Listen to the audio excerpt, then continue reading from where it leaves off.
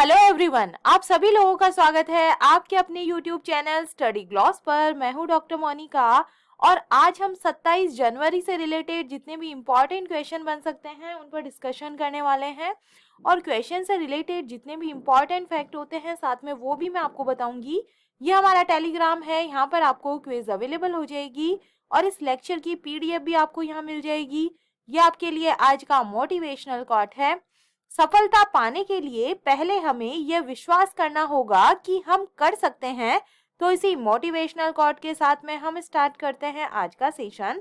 First question है, India's first online gaming centre of excellence will be set up in which state. Bharat का पहला online gaming centre of excellence किस प्रदेश में स्थापित किया जाएगा? तो ये किया जाने वाला है मेघालय के अंदर। डिटेल से हम बात करें तो केंद्रीय इलेक्ट्रॉनिक्स और सूचना प्रौद्योगिकी राज्य मंत्री राजीव चंद्रशेखर ने कहा है कि सरकार इस साल मार्च तक ऑनलाइन गेमिंग में भारत का पहला centre of excellence Meghalaya Shillong में स्थापित करेगी और भारत के सॉफ्टवेयर टेक्नोलॉजी पार्क के माध्यम से डिजिटल इंडिया स्टार्टअप हब इस ऑनलाइन गेमिंग सेंटर को स्थापित किया जाएगा। इलेक्ट्रॉनिक्स और सूचना प्रौद्योगिकी मंत्रालय ने सार्वजनिक परामर्श के लिए ऑनलाइन गेमिंग के संबंध में आईटी नियम 2021 के नियमों का ड्राफ्ट जारी किया था। सभी ऑनलाइन गेम और ऑनलाइन गेमिंग कंपनियों के लिए नियम बनाए जाएंगे जो अगले महीने फरवरी से लागू हो सकते हैं। वहीं इन नियमों में आर्टिफिशियल इंटेलिजेंस, वर्चुअल रियलिटी और मेटावर्स को भी शामिल किया जाएगा। ड्राफ्ट में महिलाओं और बच्चों के लिए ऑनलाइन गेमिंग को सुरक्षित बनाने की बात भी कही गई है। टॉप 5 फर्स्ट इन इंडिया की चलिए हम बात करें। Which has become the first state in India to set up bio village. तो ये कौन सा है? त्रिपुरा है। Which state union territory has launch India's first virtual school. तो ये जो है लॉन्च करने वाला बना है Delhi. Where will Reliance Industries set up India's first and world's largest carbon fiber plant? तो ये जो है बनने वाला है हजीरा गुजरात के अंदर। India's where will the first 3D post office be built? तो ये बनने वाला है बेंगलुरु के अंदर। Which state government has announced to set up India's first education township? तो ये जो है ये बनेगी उत्तर प्रदेश के अंदर। सेकेंड नंबर क्वेश्चन है, who has been elected as the executive director of the United Nations Environment Programme. किसे संयुक्त राष्ट्र पर्यावरण कार्यक्रम के कार्यकारी निदेशक के रूप में चुना गया है? तो इसका करेक्ट आंसर होगा, ये बने हैं इंगर एडरसन। ए इसका करेक्ट आंसर है। डेनमार्क के अर्थशास्त्री और पर्यावरणविद इंगर एडरसन ने 4 साल के लिए नैरोबी केन्या में मुख्यालय वाले संयुक्त राष्ट्र पर्यावरण कार्यक्रम मतलब UNEP के कार्यकारी निदेशक के रूप में अपना पदभार जो है इन्होंने संभाला है। उन्हें संयुक्त राष्ट्र महासचिव एंटोनियो गुटेरेस के द्वारा पद के लिए नामांकित किया गया था और फरवरी 2019 में संयुक्त राष्ट्र महासभा के द्वारा अनुमोदित किया गया था। एंडरसन जनवरी 2015 और मई 2019 के बीच में international union of conservation of nature के महानिदेशक थे। थर्ड नंबर क्वेश्चन है, which has been selected as the best police station for 2022। किसे 2022 के लिए सर्वश्रेष्ठ पुलिस स्टेशन के रूप में चुना गया है?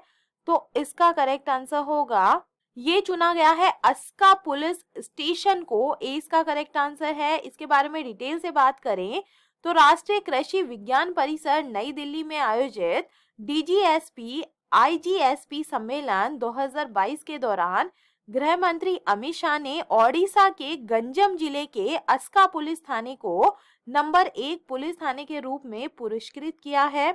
ये पुरस्कार नई दिल्ली में स्थित राष्ट्रीय कृषि विज्ञान परिसर में DGP और IG सम्मेलन 2022 के दौरान बांटे गए थे। केंद्रीय मंत्री अमित शाह ने अस्का पुलिस स्टेशन के प्रभारी निरीक्षक प्रशांत कुमार साहू को प्रशस्ति पत्र के साथ प्रतिष्ठित पुरस्कार देकर सम्मानित किया। ओडिशा के गंजम जिले के ही गंगापुर पुलिस स्टेशन को दूसरे सर्वश्रेष्ठ पुलिस स्टेशन का जो पुरस्कार है ये दिया गया है। उत्तराखंड के चंपावत जिले के बनबसा थाने को तीसरा सर्वश्रेष्ठ स्टेशन चुना गया है और सदर बाजार पुलिस स्टेशन को वर्ष 2021 में सर्वश्रेष्ठ पुलिस स्टेशन चुना गया था। देश भर में पुलिस स्टेशनों की रैंकिंग गृह मंत्रालय के द्वारा एक वार्षिक अभ्यास होता है और रैंक का जो निर्णय है ये 165 विभिन्न मापदंडों जैसे अपराध दर, जांच और मामलों के निपटान, बुनियादी ढांचे और सार्वजनिक सेवा के वितरण के आधार पर होता है। 4 नंबर क्वेश्चन है, which state government will host its first Saras Mela 2023? कौन सी प्रदेश सरकार अपने पहले सरस मेले 2023 की मेजबानी करेगी? तो इसका करेक्ट आंसर होगा, ये करने वाली है जम्मू एंड कश्मीर। जम्मू और कश्मीर सरकार 4 फरवरी से 14 फरवरी 2023 तक पहला जो है सरस मेला 2023 आयोजित करने के लिए तैयार है। सरस मेला 2023 में देश भर के कारीगर और महिला स्वयं सहायता समूह अपने शिल्प, हस्तशिल्प, हथकरघा और भोजन का प्रदर्शन करेंगे। मेले का आयोजन जम्मू के बाग-ए-बहु में किया जाएगा। मेले में देश भर के लगभग 15 राज्यों और केंद्र शासित प्रदेशों से महिला स्वयं सहायता समूह की भागीदारी देखने की उम्मीद है। SHGS को सरस मेला 2023 में अपने स्वनिर्मित उत्पादों को बेचने के लिए प्रोत्साहित किया जाएगा। सरस मेला 2023 केंद्र शासित प्रदेश में अपनी तरह का पहला मेला है।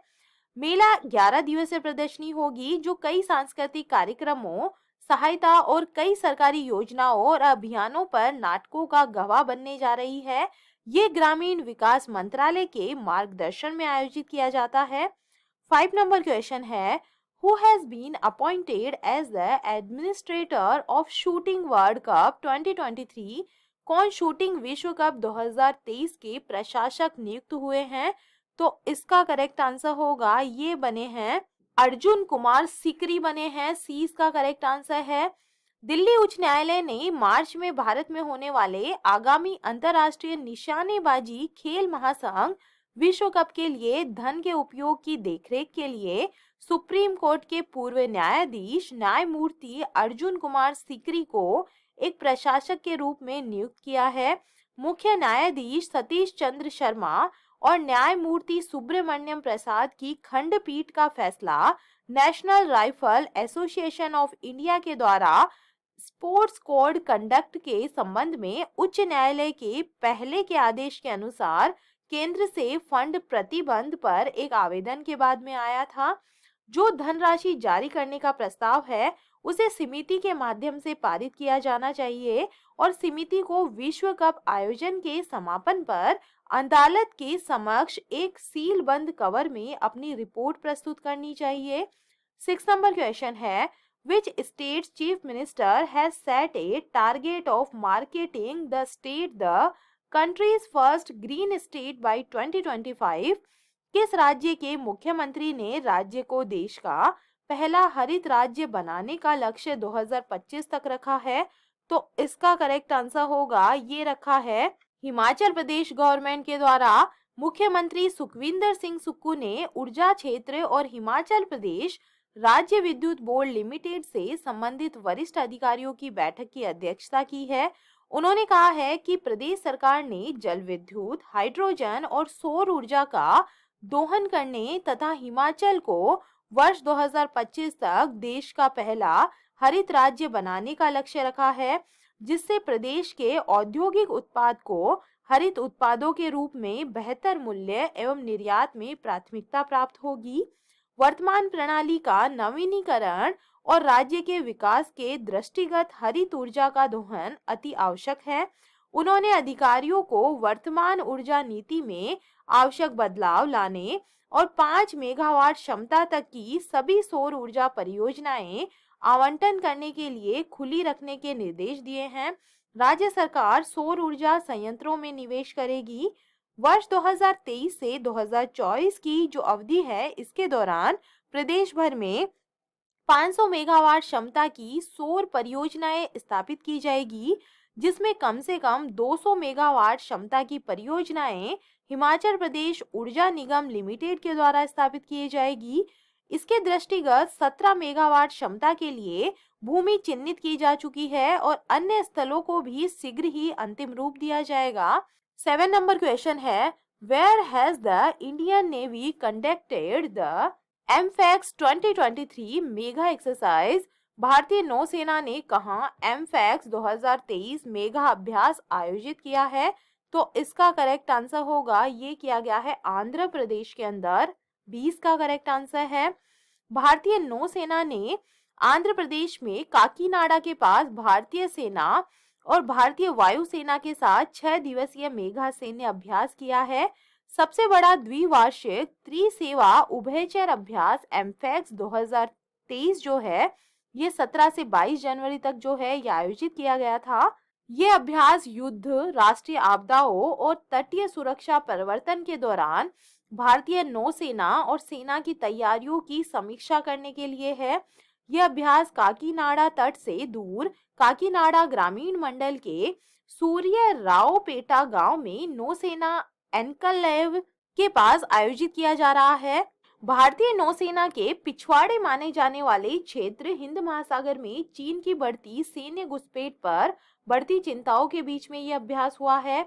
अभ्यास के दौरान किए गए संयुक्त अभियानों में भारतीय सेना से बड़ी संख्या में सैनिकों और भारतीय नौसेना के उभयचर युद्धपोतों और भारतीय वायुसेना के विमानों ने भाग लिया है। आधुनिक भारतीय नौसेना की जो नींव है, ये 17वीं शताब्दी में रखी गई थी और जब ईस्ट इंडिया कंपनी ने एक समुद्री सेना के रूप में ईस्ट इंडिया कंपनी की स्थापना की और इस प्रकार 1934 में रॉयल इंडियन नेवी की स्थापना हुई। भारतीय नौसेना का जो मुख्यालय है ये नई दिल्ली के अंदर स्थित है और ये मुख्य नौसेना अधिकारी एडमिरल के जो नियंत्रण है इसके अंदर होता है। टॉप 5 मिलिट्री एक्सरसाइजेस की हम बात करें तो जो ज्वाइंट स्पेशल फोर्स एक्सरसाइज है खंजर 2022 जो है, ये इंडिया और किर्गिस्तान की आर्मी के बीच में हुई है। बाइलेटरल नेवल एक्सरसाइज जो वरुण 2022 है, ये इंडिया और जो फ्रांस की नेवी है इसके बीच में हुई है। Indian Navy and which countries navy has organise PASSEX 2022, तो ये जो है ये इंडियन नेवी और रशियन नेवी के बीच में हुई है। एक्स दस्तलिक जो जॉइंट ट्रेनिंग एक्सरसाइज है ये इंडिया और उज्बेकिस्तान की आर्मी के बीच में ऑर्गेनाइज हुई है। लामित्ते 2022 जो है ये इंडिया और सिक्योरिटी फोर्स जो सेशेल्स की सिक्योरिटी फोर्स है इसके बीच में हुई है।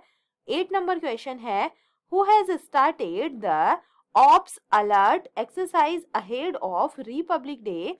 किसने गणतंत्र दिवस से पहले ऑप्स अलर्ट अभ्यास को शुरू किया है? तो इसका करेक्ट आंसर है ये बॉर्डर सिक्योरिटी फोर्स के द्वारा शुरू किया गया है। सीमा सुरक्षा बल ने जानकारी दी है कि आगामी गणतंत्र दिवस समारोह के मद्देनजर गुजरात के कच्छ जिले और राजस्थान के बाड़मेर में भारत पाकिस्तान सीमा पर सुरक्षा बढ़ाने के लिए ऑपरेशन अलर्ट अभ्यास शुरू किया गया है। यह अभ्यास गणतंत्र दिवस समारोह के दौरान राष्ट्र विरोधी तत्वों के किसी भी बुरे मंसूबे को नाकाम करने के लिए शुरू हुआ है। ऑप्स अलर्ट अभ्यास जो है ये 21 जनवरी को शुरू हुआ है और ये 28 जनवरी तक सर क्रीक मतलब दलदली क्षेत्र से भारत पाक अंतर्राष्ट्रीय सीमा के साथ साथ गुजरात से कच्छ के रण और राजस्थान के बाड़मेर जिले तक जारी रहेगा। आधिकारिक आंकड़ों के अनुसार देखें तो बीएसएफ ने 2022 में गुजरात के इस क्षेत्र में 22 पाकिस्तानी मछुआरों को पकड़ा था। मछली पकड़ने की 79 नावें और 250 करोड़ रुपए की हेरोइन और 2.49 करोड़ रुपए की जो चरस है ये जब्त की गई थी। 9 नंबर क्वेश्चन है, by whom has the book India's Knowledge Supremacy The New Dawn been released? इसके द्वारा लिखित पुस्तक India's Knowledge Supremacy The New Dawn का जो विमोचन है ये किया गया है। तो इसका करेक्ट आंसर होगा ये डॉक्टर अश्वनी फर्नांडिस के द्वारा किया गया है। इसका करेक्ट आंसर है अंतरराष्ट्रीय प्रवासी जो भारतीय प्रवासी है डॉक्टर अश्वनी फर्नांडिस के द्वारा लिखित एक नई प्रकाशित विचारोत्तेजक पुस्तक India's Knowledge Supremacy The New Dawn को लॉन्च किया गया है। भारत के शिक्षा मंत्री धर्मेंद्र प्रधान के हाथों डॉक्टर अंबेडकर इंटरनेशनल सेंटर में एक कार्यक्रम में विश्व स्तर पर यह पुस्तक लॉन्च की गई है। भारत की ज्ञान श्रेष्ठता यात्रा पर नई पुस्तक का विमोचन नए उभरते भारत में बदलते रुझानों को प्रदर्शित करेगा। डॉक्टर अश्विन कहते हैं कि ये पुस्तक उच्च शिक्षा में उन बदलावों को दर्शाती है जिनका भारत ने प्राचीन काल से सामना किया है। ये पुस्तक भारत की बढ़ती महाशक्ति में स्थित एक बौद्धिक उपचार के साथ दिलचस्प पढ़ने को उजागर करती है और इसे सभी आयु के लोगों के लिए डिजाइन किया गया है। ये जो पुस्तक है ये ब्लूम्सबेरी पब्लिशिंग के द्वारा प्रकाशित की गई है, जो एक प्रमुख स्वतंत्र प्रकाशन हाउस है जिसकी स्थापना 1986 में हुई थी, जिसमें ऐसे लेखक थे जिन्होंने नोबेल, पुलित्जर और बुकर पुरस्कार जीते हैं और हैरी पॉटर सीरीज के मूल प्रकाशक और संरक्षक हैं। टॉप 5 बुक्स को हम रिवाइज करें। India's Economy from Nehru to Modi a Brief History जो बुक है ये पुलाप्रे बालाकृष्णन के द्वारा लिखी गई है। Rusty Skies and Golden Winds जो बुक है ये सानिध्या शर्मा की बुक है। Lions of the Skies Hardik Singh Malik. The Royal Air Force and the First World War जो बुक है ये स्टीफन बार्कर के द्वारा लिखी गई है। Journey of a Nation 75 years of Indian economy reemerge reinvest reengage जो बुक है ये संजय भारू के द्वारा लिखी गई है। Humane How the United States Abandoned Peace and Reinvented War जो है ये सोमेल मोयन के द्वारा लिखी गई है। 10 नंबर क्वेश्चन है who has president the prime ministers national child award, किसने प्रधानमंत्री राष्ट्रीय बाल पुरस्कार प्रदान किया है? तो इसका करेक्ट आंसर होगा ये राष्ट्रपति द्रौपदी मुर्मू के द्वारा प्रदान किए गए हैं।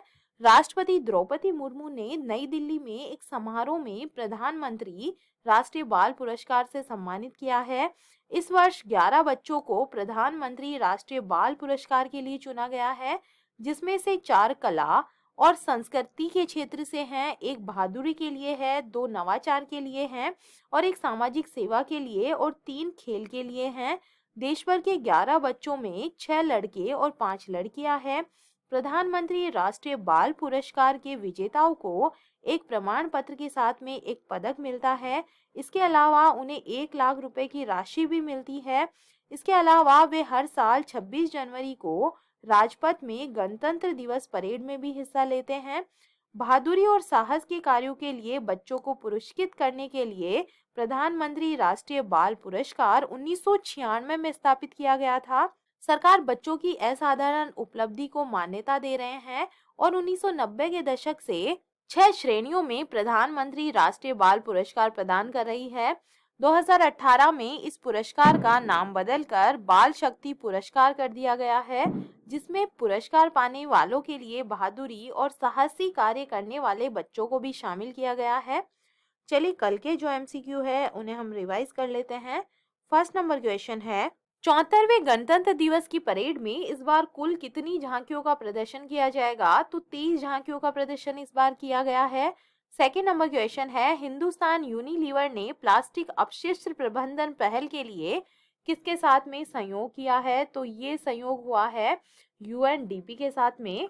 थर्ड नंबर क्वेश्चन है अंडमान और निकोबार द्वीप समूह के कितने द्वीपों का नामकरण परमवीर चक्र विजेताओं के नाम पर किया गया है?